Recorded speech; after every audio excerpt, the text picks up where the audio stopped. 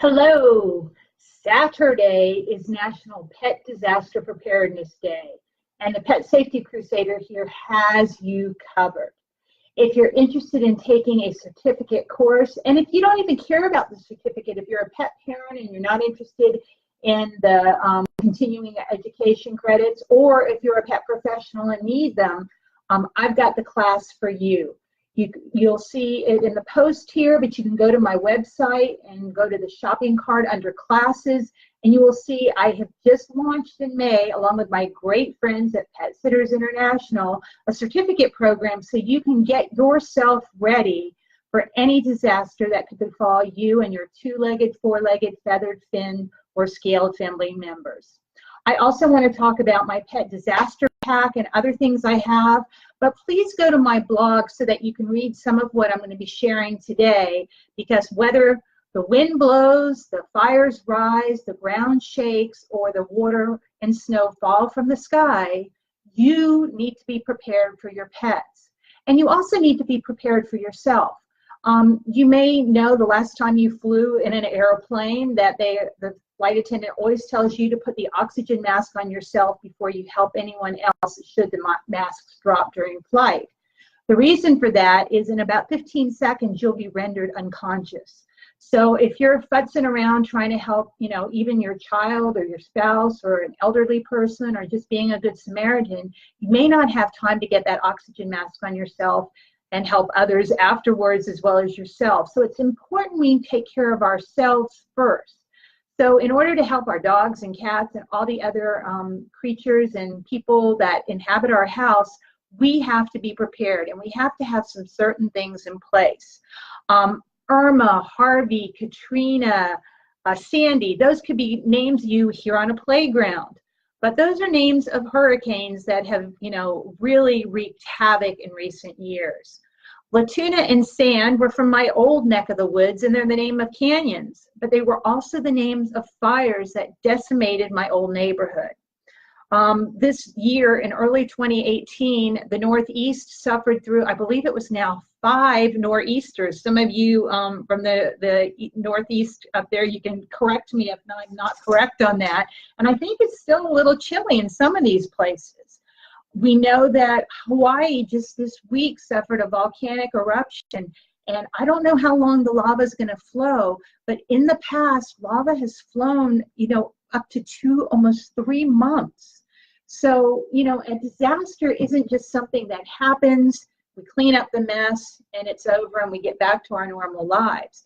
It's something that can go on for an extended period of time. Our pets and our people can be without. We can be injured, we could be having to recover. So that's why I just really hope you'll invest the time wherever it is you learn, through my course or someone else's, but the things you need to have in place, because it really no longer is if a disaster happens, it's when. And lightning can actually strike in the same place twice. So I do obviously have to recommend the Pet Safety Crusaders, My Pet and Me Guide to Disaster Preparedness. Although it has first aid as well as disaster and evacuation tips for just about every species you can think of, down to the amphibians, reptiles, pocket pets, and fish. It also has a human first aid section in here, and you'll see by the chapters, if you can see this, I'm covering everything from civil uprisings to drought to earthquakes to hurricanes to power outages, tornadoes, tsunamis, volcanic eruptions, wildlife, winter storms, and so on. So hopefully it's not too dry of a read and it'll get you going. But today I'd like to talk to you about my major tenets in that book, the 3 R's as I call them: the ready, the react, and the recover. The ready is to get ready, to get yourself trained, to know survival skills, to just never miss an opportunity to learn something. I know the saying, especially since we're all about animals, sometimes it's curiosity killed the cat, but I don't believe in that. I believe it's great to be curious like our animals and pick up any kind of skill. You never know when that astronomy seminar you attended might actually help you navigate your way home when all of the lights are out in the city. You may never know when that rope tying class or that basket weaving class you took with a friend just for kicks might actually allow you to create some survival tools that can save your life. So just don't ever give up an opportunity to learn. Learn the basics, of course, pet first aid, human first aid, and any kind of survival. But just keep on learning anything, and use the old noggin, because very often in an emergency, you're going to have to think on your feet. Then you're going to want to have a pet alert sticker. You want to have this near your front door or in a window, and it lets first responders know that there are animals in your house. I know anybody taking the time to listen to me is going to evacuate with your pets, and if it's not safe for you, it's not safe for your pets, so get the heck out of Dodge. However, there can be times where we're at work or we've just stepped away to the store and something happens and we're not allowed back up our street. So hopefully you've made friends with a neighbor that might be there and that can help with your pets, but we might have to wait for first responders. And I do have to tell you, I have to clarify on this, this does not mean that the fire department is going to immediately come and rescue your pets. More likely it's going to be animal control or various animal response teams that are allowed in, like on the second wave. Humans, are going to be the first priority, but at least letting people know that there are animals there in need can really help get them to a safe place. That said, if you have one of these stickers on your window and you do evacuate with your pets, I encourage you to rip it off or cross it out when you do evacuate, just so that those responders aren't spending time looking for your animals that are no longer there and can move on to the next house and help those pets. Awesome, Barbara. I'm glad you have the book. 4 paws up for you. You also want to have a pre-arranged meeting place. And I'm going to actually say, with everything in disaster preparedness, a plan A, a B, and at least a C. Because especially take fire. When the wind changes directions, the path you may have planned to escape may no longer be viable. So and I know all this stuff, your guys going, I don't want to think about this. But as the saying goes, as cliche as it is, if you fail to plan, you plan to fail. So that's my job here, to really kind of get you going on it. It can be a fun process. Next Monday, I'm going to really talk to you about your emergency plan. But in the disaster preparedness packs that I have on my website, not only does this have this checklist and in this waterproof container so that you can keep all of the information safe, it does have a template emergency plan. And I'm going to go over that with you on Monday on my Facebook Live, so stay tuned for that. But it also has the pet alert sticker, the book, and the emergency ID card. And I have to tell you about these two, that they're just so important. Everybody should have one of these in their wallet next to their driver's license at all times. It has all of your important information, and on the back, your pet caregivers. And the reason this is so important, especially if you're a single person living at home alone with animals, is should the worst happen and you can't make it home to them for whatever reason, you're taken to a hospital, you're whatever happens, this way somebody can notify whoever your pet caregivers are that there are animals home alone and they may be there for some time. Wouldn't it just be the worst if you were sick and injured in a hospital and you were there worrying that you couldn't speak, and you were worrying that your cats weren't getting fed or the dog wasn't being let out? So you really need to create that peace of mind for yourself. We all have just so much stress in 2018, with life and all that is going on. So the more things we can do to get us in that Zen zone, to give us that peace of mind, is just crucial. And having a card like that can truly, be a lifesaver. And I don't take that lightly. The one thing I emphasize on your pet caregivers, don't let it be a surprise to your pet caregivers who they are. Make sure you've spoken with them and that you do so regularly, that they're on board to help. It doesn't always mean that they have to take their pets into their home, but that they'll go and check on them, or that in worst case scenarios, they'll be the one to kind of help facilitate finding a new home for the pet if that needs to be the case. You just don't. Gosh, I hate putting this out there, but so many people think, if something happens to me, my family's gonna, take care of my pet. And I'll tell you, volunteering at a shelter, I know it just doesn't always pan out that way. Sometimes the family never had any intention of taking care of your pet, but was appeasing you and smiling and say, yeah, don't worry, I'll take care of Fluffy. But other times they just genuinely can't.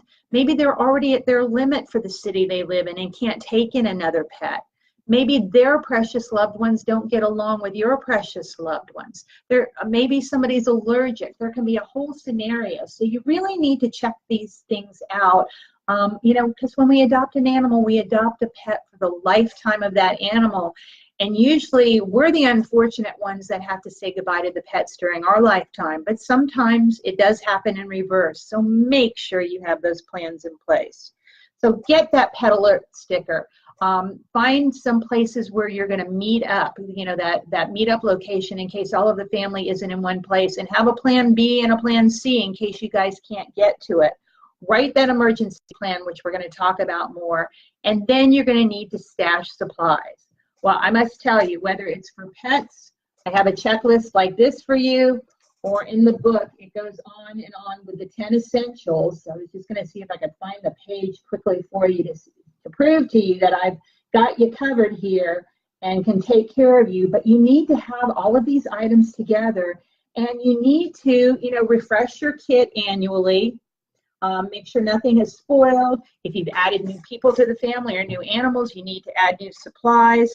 But make sure you have everything stashed. And obviously, it's a good idea to have supplies stashed at home, in the car, and even at the office, because you never know when, tragedy is going to strike. It doesn't strike on a schedule that's convenient to all of us. So it's important you have them, and have them in a place where they're easily accessible. A lot of people think they're going to put them down in the basement. But what if that floods? What if you have it in an interior utility closet, but you have an earthquake and the building crumbles?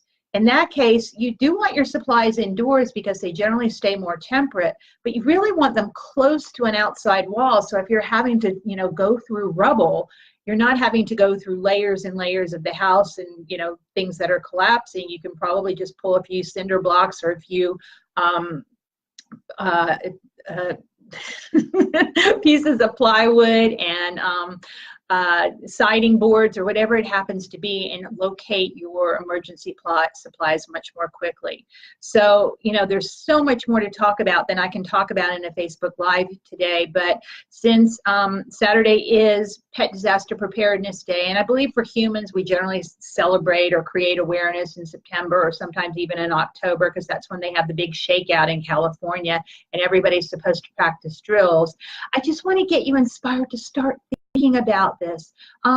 Take the class. Like I said, if you're not interested in a certificate, that's okay. I just want you to get the information. So if you're not a professional that needs a certificate, just take the class to get the knowledge and to get yourself prepared and write that emergency plan. Again, I'm going to talk about that on Monday, but it's so important you write it down. And it's also so important that you practice drills, because you think everybody knows what to do, but then when you say ready, set, go, it's kind of a disaster. People and animals need to actually go through the motions.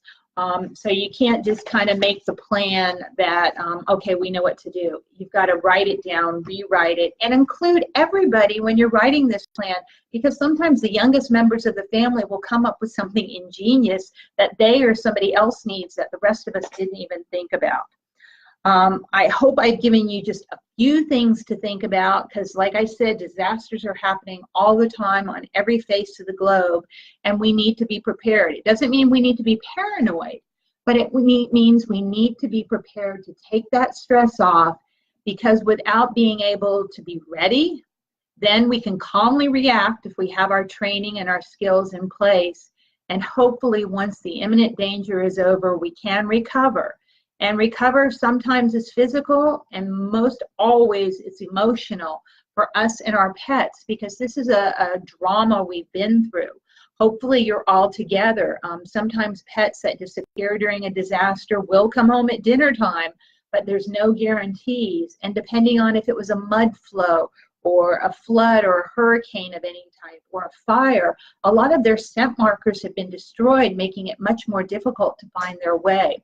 So there are just so many things to keep in mind about rounding up the troops early, having walk-through drills, and really being ready to evacuate and know where you're going, and having a way to be in touch with everybody in the family, even when you're scattered in different parts of the city when the worst happens.